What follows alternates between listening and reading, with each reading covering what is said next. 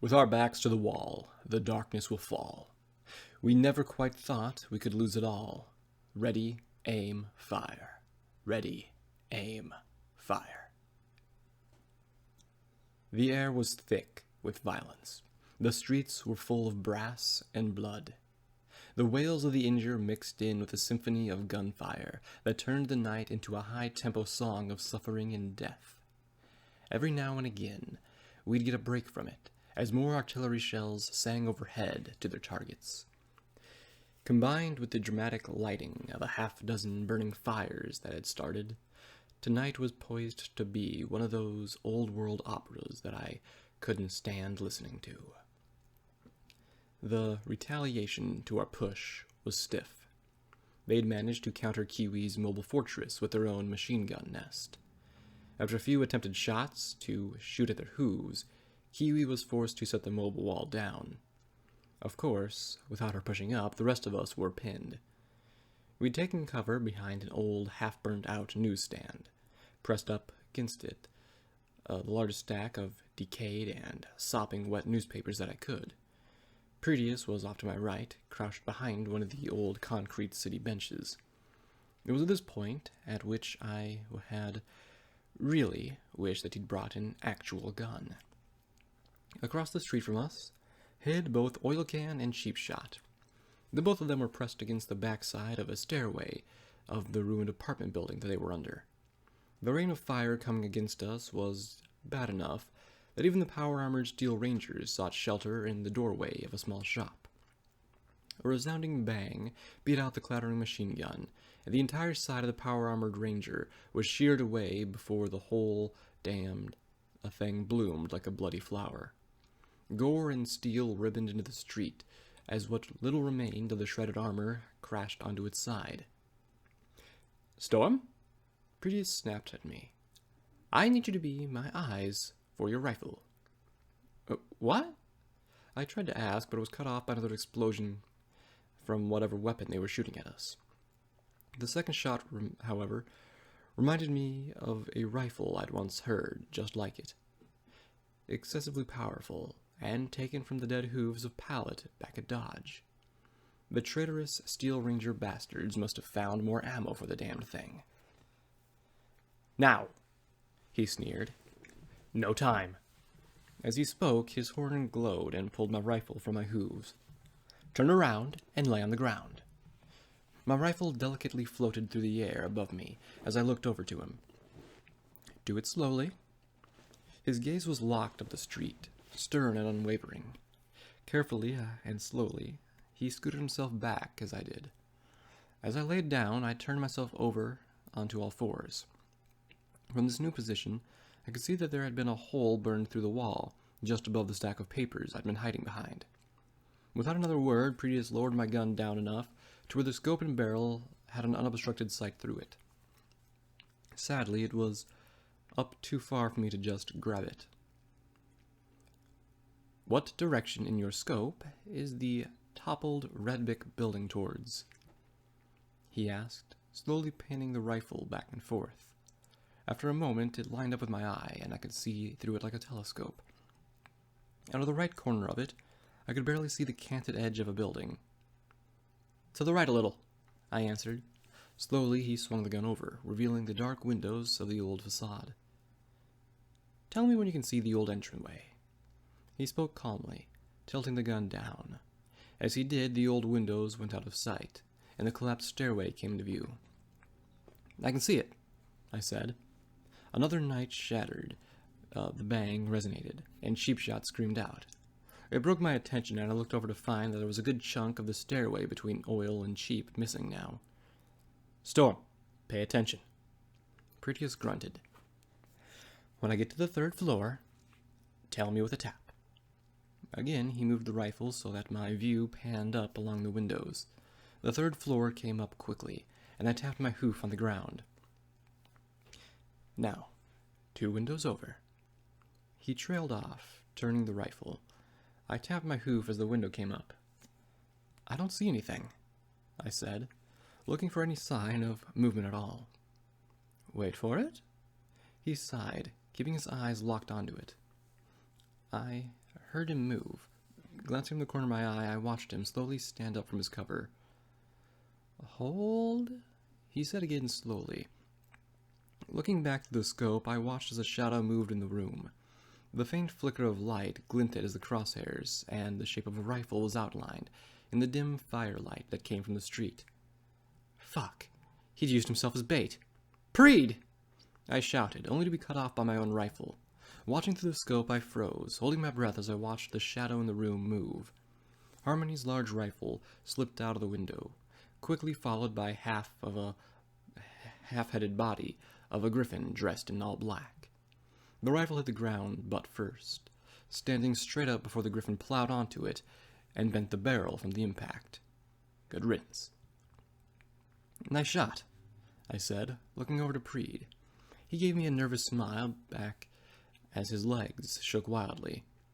I didn't think he even wanted to think how close he'd cut it. A fresh burst of machine gun fire ripped through the top half of the newsstand. Preed's legs gave out from under him, and he flopped down to the ground with me.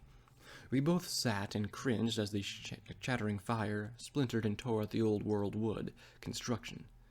I could hear the heavy impacts of the bullets against the wet, compressed newspapers. "Every pony keep your heads down," Salsa shouted. "Incoming in 5, she screamed. 4! Even before she could count any further, I could hear the whistling drone. 3! And with that, she too curled herself and waited. Even the enemy seemed to relent for a moment. But only for a moment there was a blissful calm. No gunshots, no screams of pain, no shouting of orders. And in an instant, that was gone again. The high explosive payload of the artillery shell detonated with tremendous force. Even from behind cover, the initial flash blinded me, leaving the image of a cowering Proteus lingering in my eyes. Then another blast, and another. 5 in total lit up the night and sent waves of pressure over us. The silence that had existed only seconds before was replaced with an oscillating ringing as I uncurled myself. "Let's go!" Kiwi screamed out, only coming across as a whisper in my ears. The dozen or so of our fighters that had been spread out were quick to get back to their hooves. Kiwi screamed out and lifted her fortress off the ground and started to move again. Both Preet and I pushed ourselves to our hooves.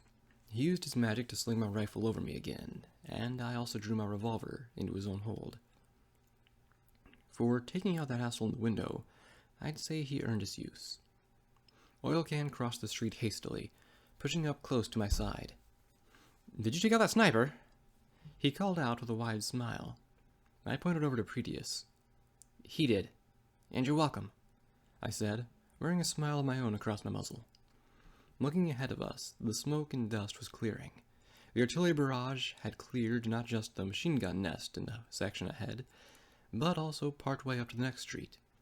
The twisted wrecks of what must have been old sky carts and carriages lay thrown about as small prismatic mushroom clouds rose from the night around them.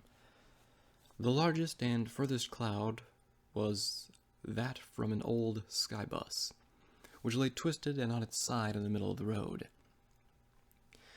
"Thank the goddesses for these flying death traps," Proteus said, strolling along next to me as we made our way through the intersection.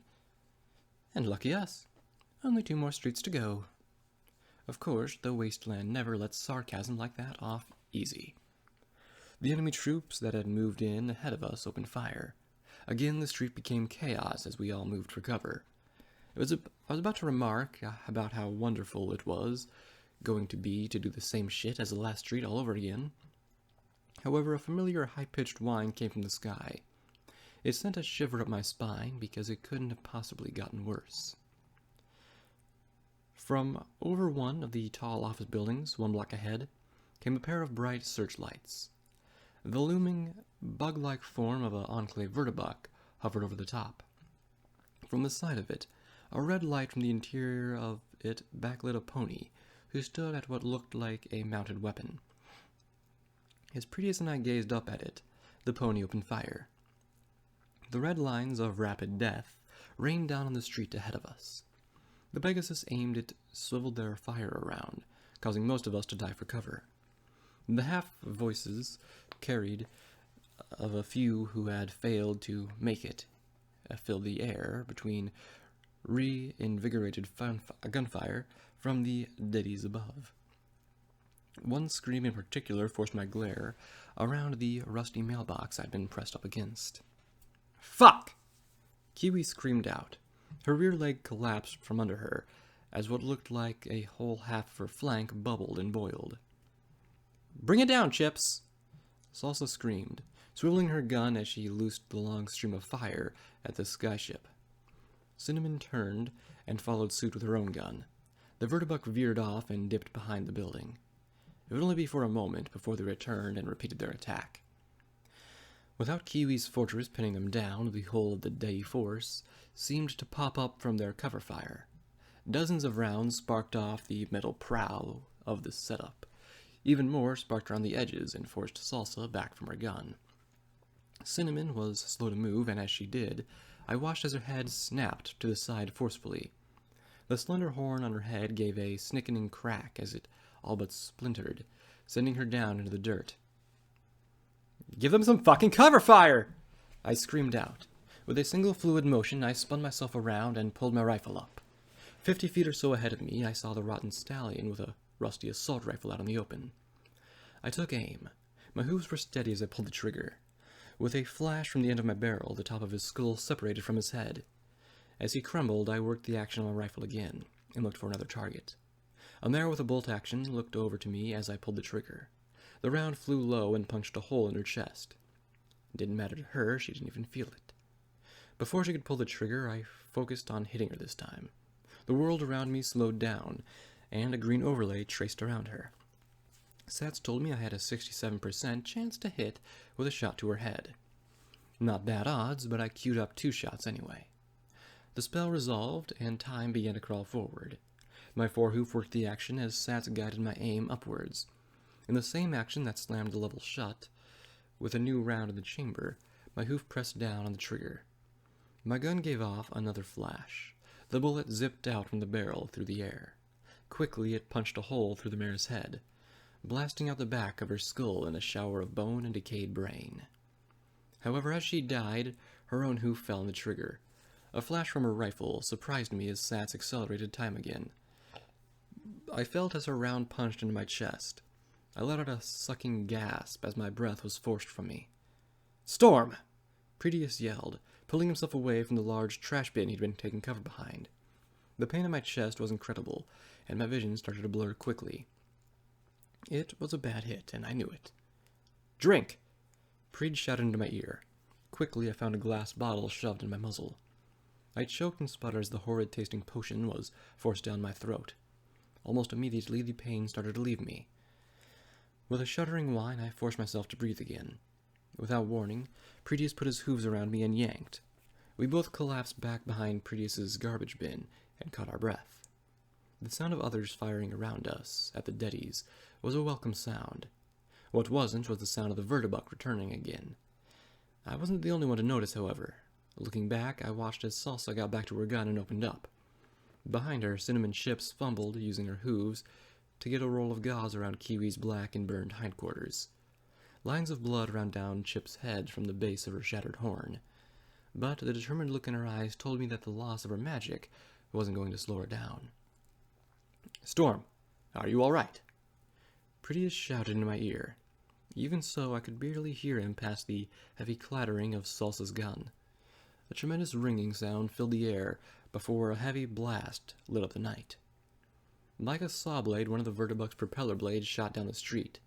With a whizzing drone, it zipped by Salsa, tearing a line of snow up as it passed. It bounced on the blades a few times before impaling itself through the sky car we'd taken shelter behind when we emerged from the sewers. The ground shook as the rest of the wreck must have hit the ground, but my eyes were locked on Salsa.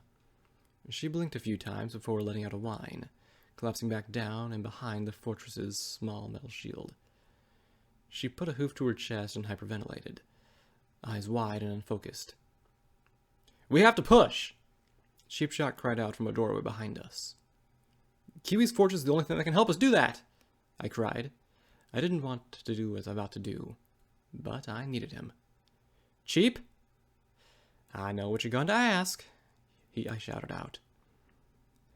I better not get fucking killed, Storm. Looking over at Preed, I found him patiently waiting my suggestion. We have 2 Earth ponies and a unicorn, I said flatly. We need to take over and get them out of the line of fire. I agree. Preedius nodded as he cocked an eyebrow. However, I don't think I can cast a shield well enough to protect us from the ricochets. How many more potions did you cram into your bag? I asked, looking back over to Kiwi and the others. It looked like Cinnamon got the idea that they were no longer of any use behind the construct, and was quickly trying to unhook Kiwi from the harness. 4. Preedius yelled with an uneasiness in his voice. You sure about this? Cheap, you ready? I called out, turning my gaze back to the doorway he was hidden in. I could barely see him in it, but he gave me a nod. Cinnamon, I called out, pulling her attention. We're going to swap places. She nodded and hastily undid the rest of the bindings on Kiwi. As she did, the first few, the metal plow leaned back slightly, now sitting on the snowy roadway by itself. Salsa still sat in shock, shaking and lost in her own little world. Go! I screamed, pushing myself to my hooves. With a crouch, slip, and a dive, I nearly barreled into Salsa. It seemed to snap her out of her shock, because she took off running as I slid behind the shield. Preedius and Sheepshot ran across in much the same fashion as I had, nearly smacking right into Cinnamon and Kiwi as she was finally pulled free. Kiwi, can you still run? I asked, pushing myself past her. I tried to slip myself into the harness, but found that my coat and bags made me far too bulky to fit in there. To make it to cover? She smirked, wincing as she barely touched her hoof to the snow. You bet I can. From the look on Cinnamon's face, even she knew that it was a lie. Covering fire! Oilcan shouted out of his own cover ahead. Get that thing moving! Was all I heard before friendly gunfire opened up in waves again. Cinnamon hooked Kiwi's foreleg around her neck and hobbled forward. As they did, Cheapshot pushed me aside and easily slipped himself into Kiwi's harness. He must have had a mare's figure, because he didn't even need to adjust the straps to get himself hooked in. He looked back over to me and pointed the gun to the Cinnamon he was using. I'm a lousy shot with anything but a pistol anyway. He smiled and pushed himself against the harness. Groaning, he struggled to lift the heavy metal contraption. With a grunt, he got it balanced. With short, quick steps, he started forward. Quickly, I moved myself behind the heavy machine gun on my side. Carefully, I pushed myself up to my hind legs, and hooked my forehooves around the handles for it. It swung on its mount more stiffly than I'd thought, but it was a challenge to keep it steady as Cheapshot moved forward. Standing on my rear hooves and shooting my rifle was a walk in the park. This was a nightmare to keep balanced. Preedius, of course, was an asshole, using his magic to simply pivot and aim his machine gun. A few sparking shots pinged off the armor just in front of me, and I turned my gaze to find a Colt with a submachine gun firing at me. As his magazine ran dry, he gave me a devilish smirk and attempted to hop down under cover. Maneuvering the heavy gun into line, I pulled back on the trigger with my hooves. The heavy thumping sounded distinctly different from behind the gun as the machine gun clattered away. The deadly Colt turned into nothing but decaying chunks as my rounds ripped into pieces. Swinging the gun around, I found a small sky carriage that already had a few bullet holes in it, but had a bubbling mass past it that didn't belong in the window. Acting on a hunch, I punched a few rounds through it and was rewarded with the sky cart catching fire. Then it exploded. The blinding prismatic blast let out another afterimage in my eyes, as the blast wave tore across the street. The light rain of metal bits and body parts was punctuated with a cheer from the other ponies with us. Finally, we were moving forward again. The blast had cleared a good amount of the deadies, tearing their already fragile flesh apart and setting them on fire. Like in the orchard, those who were lit on fire screamed out in pain. They writhed around and ran, and thrashed through the snow as we approached, each one being put down as we marched on. With little trouble we passed beside a flaming hulk of the Vertebrook, and though the intersection of 7th Street. At the corner ahead, We could now clearly make out the grand casino and hotel building that was our target. The old building had been built in the shape of a crescent moon. Its white facade had worn the test of time well, and still looked as imposing as the real moon once had in the night sky. The large and empty sprawling park to the side of it was where we'd bring that moon crashing down onto it. And I couldn't help but wonder if more deadies were waiting behind cover there for us. Actually, I didn't know if it had been a new tactic, a chance to regroup, or just plain fear. But the second we crossed part of 7th, our part of the city fell eerily silent. The sound of whistling artillery shells even ceased for a good minute. Only the sound of crackling flames around us and sporadic gunfire deeper in the city met our ears. The pregnant pause was broken when what sounded like a thundering storm erupted on the horizon. What must have been a dozen whistling shells flew across the sky in the city. The multiple blasts that erupted from near the exclusion zone sent shockwaves of air through the city streets. For a moment, every pony turned their eyes along the street before a heavy rumbling picked up our hooves. "The banking tower's down," Proteus called out. "Frosty's team pulled it off." A resounding cheer from those around us helped to lighten the mood. Cheapshot cried out as he pushed forward and sped himself up to almost a walking speed. "Come on, Everpony," he yelled. "Let's take down that casino." Another roaring cheer erupted from the ponies around us as they rushed forward. I kept my eyes open, scanning the dark apartment buildings and storefronts along the streets. "Wait!" Proteus shouted out. As he did, I saw that he had in the ruins of a small grocery outlet. To anyone ahead, the flashing orange light might as well have been another flickering fire from the numerous flaming debris that rained down the city. However, the mines hidden near the groups of skycart wrecks had fooled us all, and the only thing I could do now was wince and close my eyes. The loud blasts shook even the buildings around us. The sound of smashing bricks and breaking glass filled the gaps between the prismatic flashes that erupted. My skin sizzled lightly from the intense blast, and the rad meter in my pip-bug spiked up to a quick ticking. The ringing in my ears once again graced me with its presence, and something heavy slammed against the front of the metal plates we were behind. The force of it knocked both Preet and I off our hooves and onto the snow. It didn't move Cheap more than a few inches, but even so he strained to keep the metal from sliding back any further. With a slight screech, half of a skywagon tilted and dropped down in front of us, pushing some of the rising smoke away. I looked around, finding Oil Can lying face down in the snow 10 feet behind us and off to the side. Several deep lacerations bled heavily as I ran over to him. I called out for him, but my busted hearing was probably still better than his. There was a large part of his skull that was exposed, the skin of it having been sheared clean off. A deep gouge ran through it, but it was at least intact. I turned to call for Proteus, but found his hoof shoved me aside anyway. From under his armor he floated out another purple healing potion, and popped the top off. With the delicacy of a scientist mixing dangerous chemicals, he poured a line of it into each major wound. Thankfully they started to close up. With a light pop, a low drone filled my ears. My hearing had decided to return, albeit not to its best.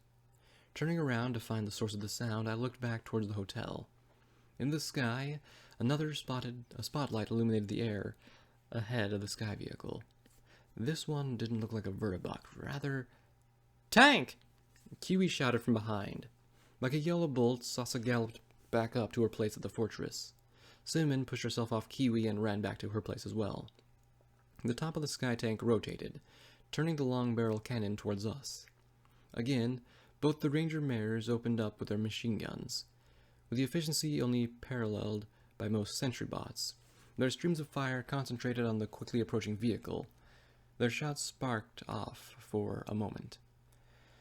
One of the shots caused a blast of green fire to erupt from the side of the tank. The whole tank listed for a moment before the top of the turret opened up. A dark figure zipped up into the night before an explosive blast consumed the vehicle.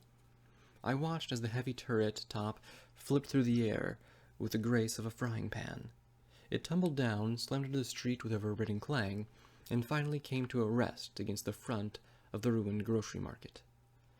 A few bursts of green fire fired down from us, from the air in quick succession, caught us off guard. Salsa screamed as one of the bursts hit her foreleg. Her flesh crackled as the green goo melted through it. Writhing and flailing in pain, she collapsed to the side and struggled to get away from the streaming plasma residue. "Fuck your cities!" Prettius shouted, pulling my revolver up and tracing it through the sky. "Fuck your government!" He squeezed off a pair of shots, his pinprick eyes darting around as puffs of steam came from his ragged breath. "Fuck your cowardice!" Another few shots flew into the night, one of them sparking off the lone Pegasus's armor. "Fuck your loyalty!" With another quick double tap, the Pegasus stallion reached out and screamed, tumbling through the air. He landed with a heavy thump onto the snow ahead of our mobile fortress. Stumbling forward, both Prettius and I walked towards it, leaning around the edge of the fortress. The groaning stallion wasn't wearing power armor, but something lighter. The hole in his side from Preed's rage shooting wasn't bleeding too badly, but it meant that this stallion would be a problem for us much longer. With a pained scream, he reached up and pulled his helmet off. The blue-coated stallion that emerged was familiar to me, and in an instant my mind reminded me of why. "You're the jackass who arrested me!" I called out. "Cloudstreaker!" He snapped his attention to me, snarling in rage. "You!" With those words out of his muzzle, his eyes went wide. My hearing changed to a dull thumping whine as both machine guns opened up on him. Dozens of rounds punched gaping holes in the stallion, tearing his body into nothing more than a meaty pulp before the shooting came to a stop. The steaming pile of Pegasus sent my mind reeling back to my time in the prison. But even then, I hadn't seen those ponies mutilated right before my eyes. I stumbled back from the sight, finding that the machine gun next to me was coated in Prettius's magical aura. Giving the other gun a quick glance, it too was held in his aura. Behind it stood an equally shocked-looking Cinnamon Chips, whose forelegs quaked under her. "Preed?" My own voice came across as muffled, but at least I could still hear it. As I turned to face him, I found his hooves wrapping up under the collar of my jacket, pulling me close. "What?" He screamed in my face. "You think that was too harsh?" With a forceful shove, he pushed me down into the snow, turning the machine guns on its mount to me. "Do you know what they did at the end of the fucking war?" He screamed. As he did, the end of his muzzle started to turn frost white. His eyes began to glow with a shimmering radiance that didn't belong to a pony I'd ever seen.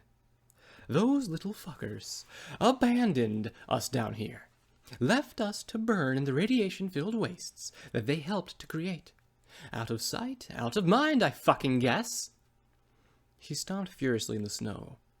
"Every single fucking day that has passed, I've done nothing but pray to the princesses that those selfish bastards would burn for what they've—" A dark metal pipe whipped through the air and hammered against the helmet Prettius wore.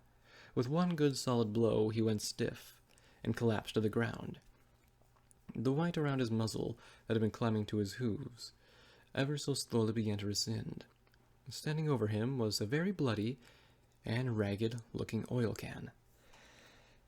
"That settles it," he grunted, coughing up a glob of blood as he did. "I'll never complain about winter door duty again in my life." With a soft thump, he let the metal drop out of his fetlock and onto the snow. "Let's just blow this place up and go home." I instructed Oilcan and Cheap Shot to set up a temporary defensive area around a small corner cafe that sat across the street from the casino.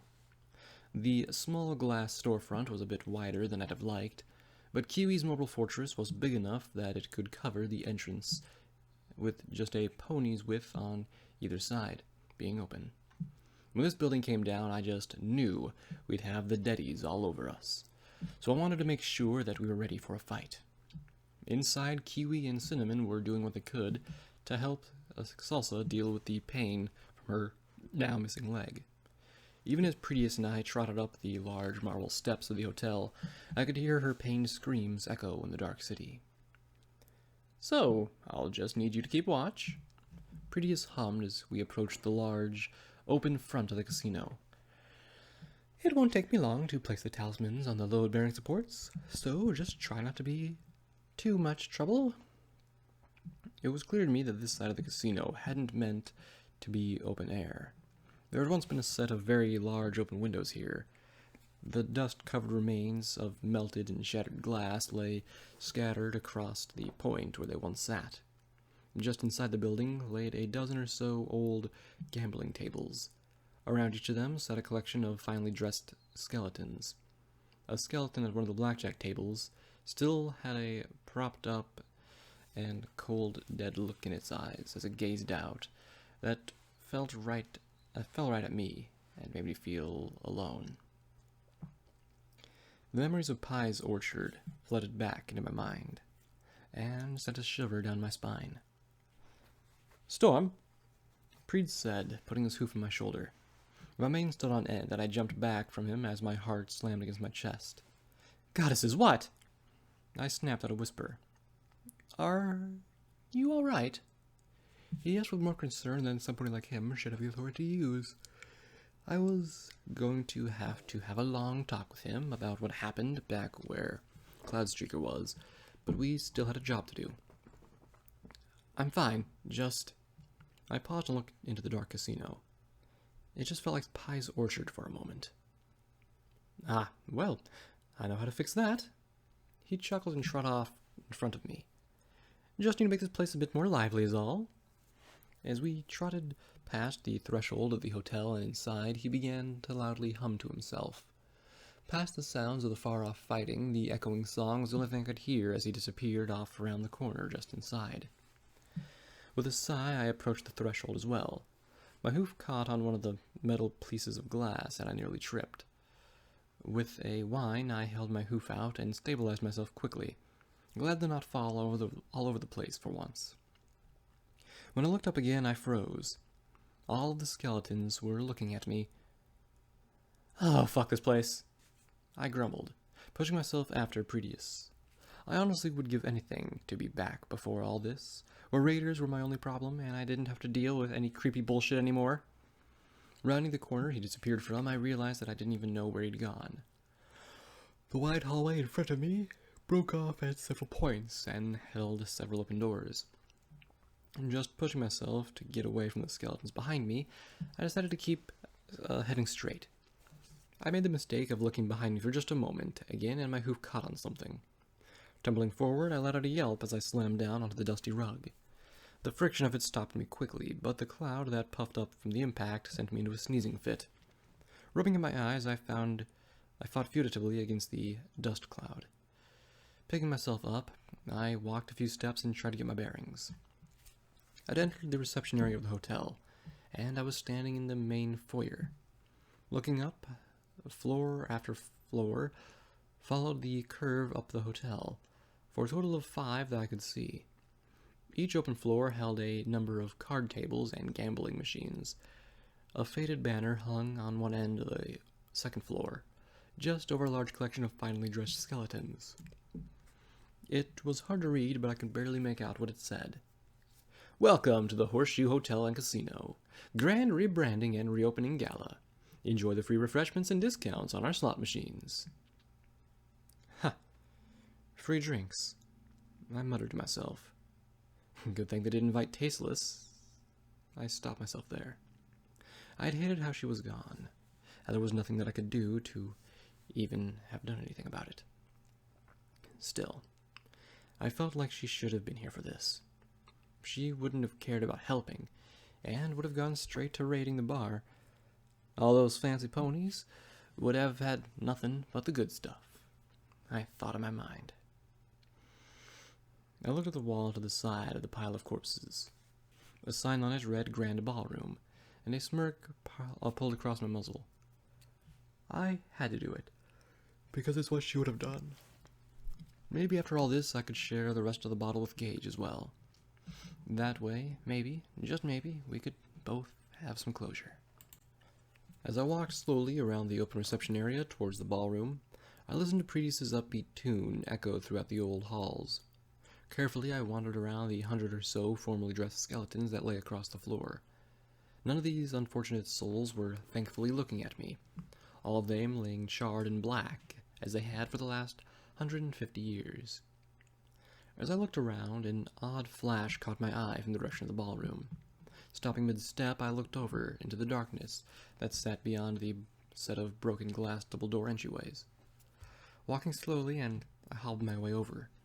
I had one hoof tightly wrapped around the sling of my rifle, ready for anything that was waiting to come at me. The sound of fighting in the city continued behind me. That is, right until I crossed the threshold of the dark doorway.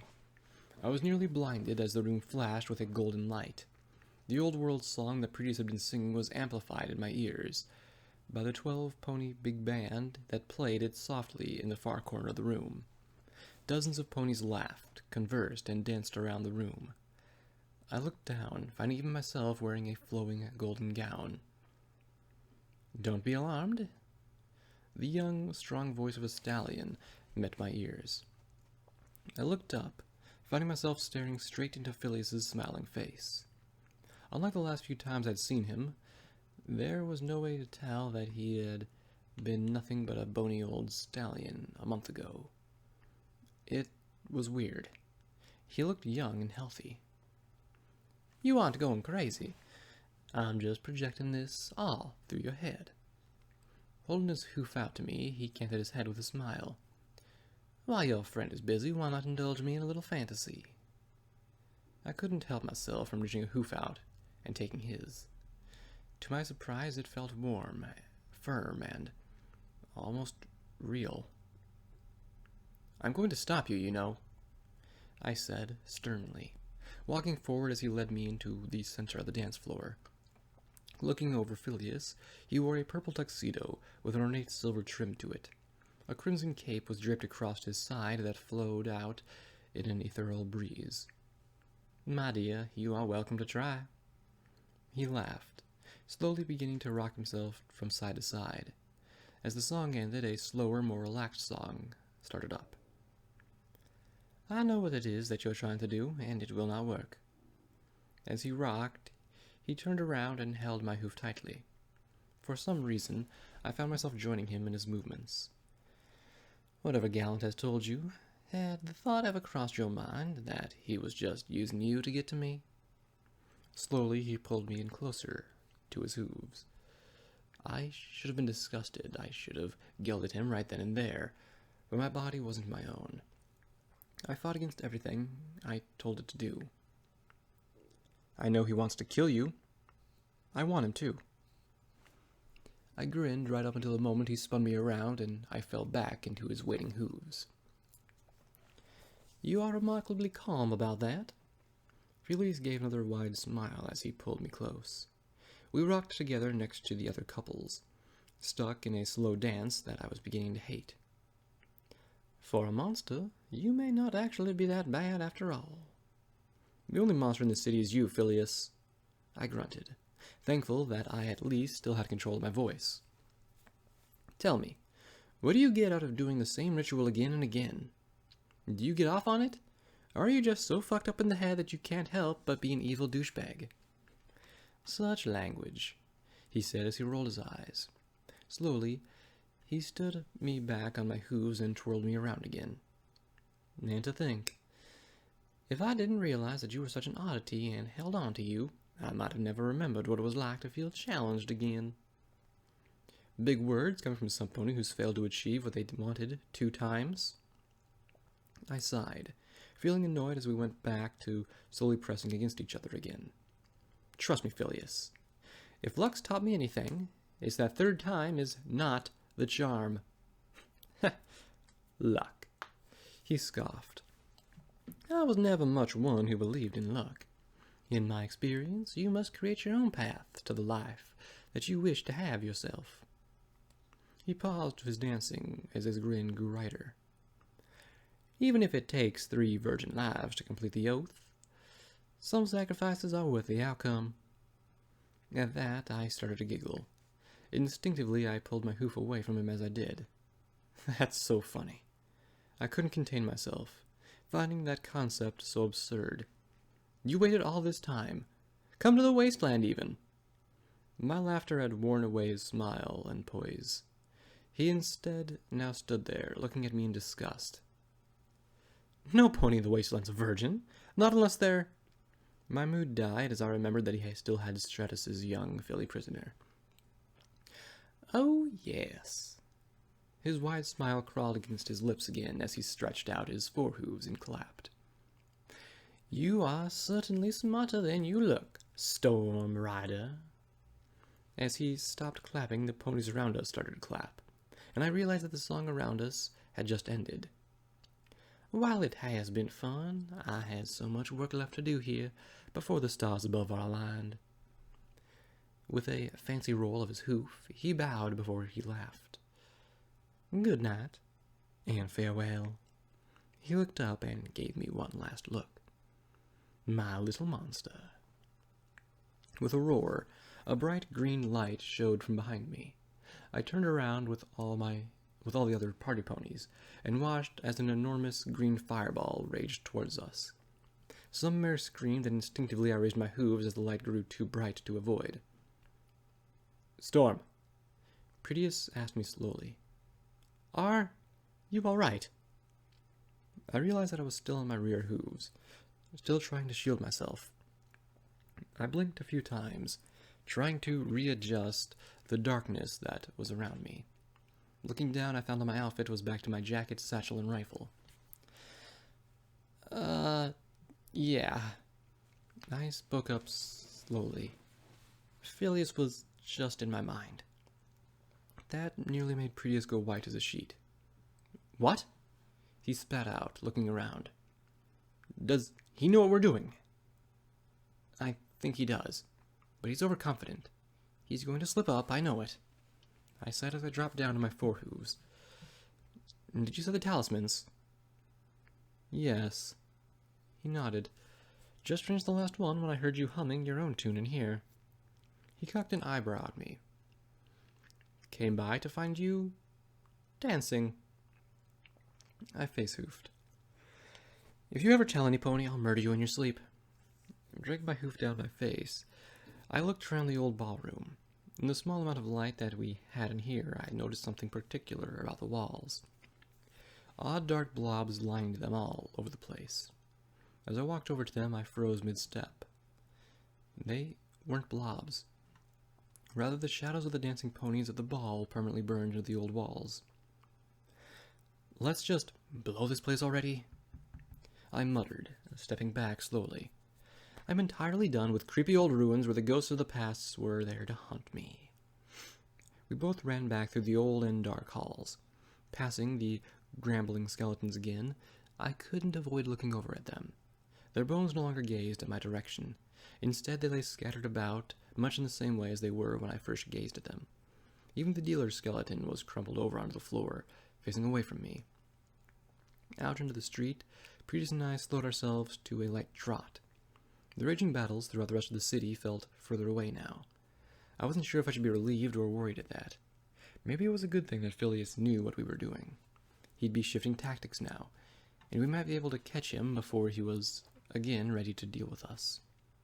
Almost as I'd finished that thought, a heavy wave of gunfire opened up from somewhere in the city. It was as if some pony had simply lifted a curtain and two armies started to fight. I sighed as Proteus and I entered the old cafe. A quick break in the fight had been just wishful thinking, I guess. Are the charges set? Kiwi asked, looking up at me with her worn-out, pleading eyes. I could tell that all this fighting had taken a toll on her already. Salsa whimpered and cried into Crimson Chip's neck as she simply sat in her hooves. Her eyes stared off into the distance, filled with fear.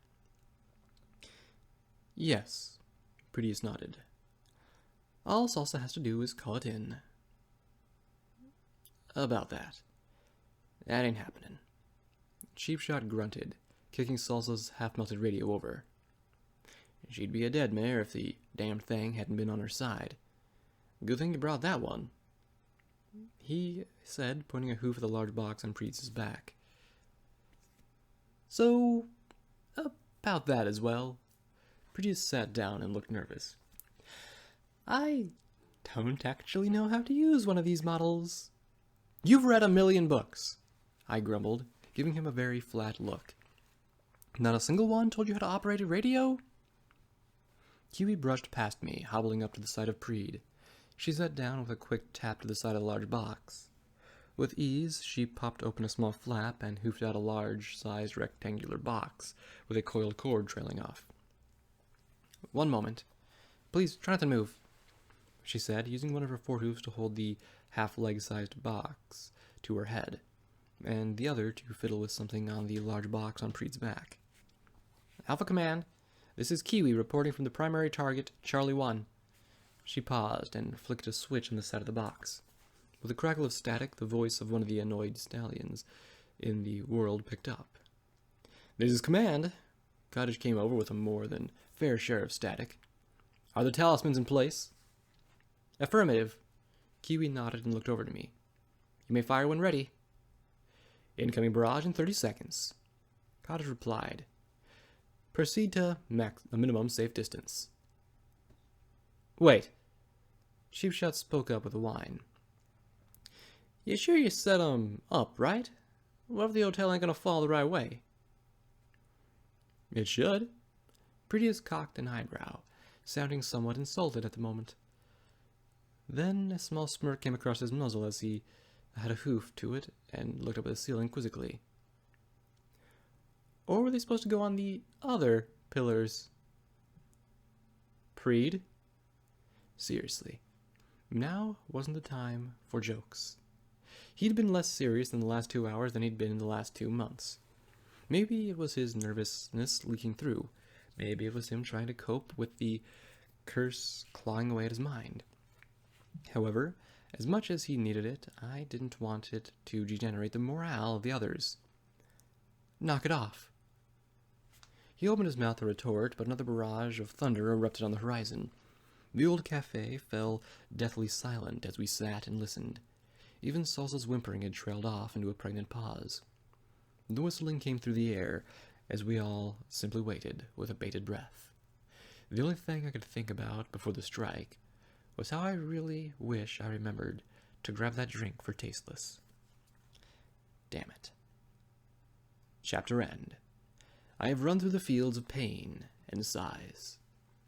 Quest finished. Operation Reverse Siege. Quest started. Shaking a pillar of heaven. Levels earned.